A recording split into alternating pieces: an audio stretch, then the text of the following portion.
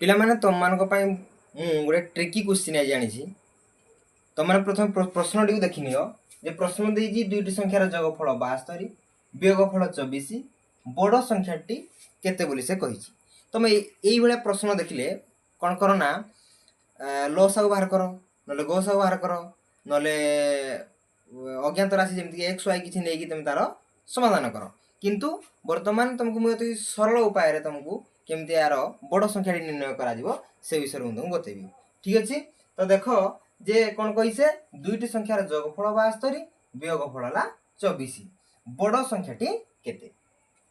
ତ ସର୍ବପ୍ରଥମେ ଆମେ ବଡ଼ ସଂଖ୍ୟାଟି ବାହାର କରିବା ପାଇଁ ବୋଲି ଆମେ ଏ ଦୁଇଟି ସଂଖ୍ୟାର ଯୋଗଫଳ ଆଉ ବିୟୋଗଫଳକୁ ଯୋଗ କରିବା। ଠିକ୍ ଅଛି, ଦେଲା ସଂଖ୍ୟାଟି କ'ଣ 72 ପ୍ଲସ୍ 24 डिवाइडेड बाय केतेटी संख्या कही दुईटी संख्यार जोगफल, तेना आम 2 रे ताको हरिदेबा।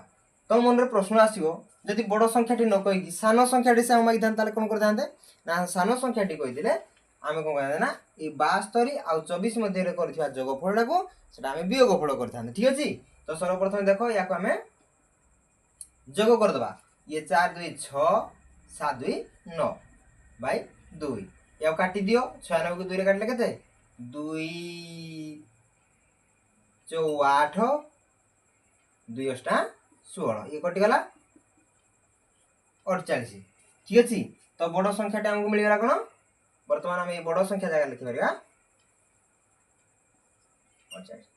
ठीक अच्छे, तुम मैंने सान संख्याटी निजे परीक्षा करते मुझे सान संख्याटा भी बाहर कर दूसरी जे मन कर सान संख्याटा आम बाहर करने वियोग करवा तेणु 72 कारण 24 बाय 2 तो ये 72 रू 24 फेटी दियो ये 12 4 गले 8 ये अच्छी 6 6 रू 2 गले 4 बाय 2 काटी दिया को 24 तेणु ये सान संख्याटी तुम बाहर ये सान संख्या 24 ये बड़ संख्या 48।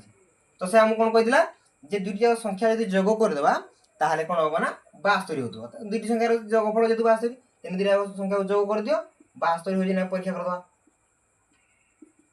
8 4 12 2 फला 1 4 2 6 1 7 हे गला। वियोगफल मध्ये परीक्षा करदेबो कारण एटा पूरा तुम सामने देखि पारदो 48 और 24 देजी माने तेनु वियोगफल जदि 48 रू 24 फेटी देबो कोन मारिबो 24 मारिबो हले नै तेनु वियोगफल देई 24 बुझि पारलो। तो तेनु एई भला भाबरे तमे खूब कम समय रे समाधान कर पारिबो।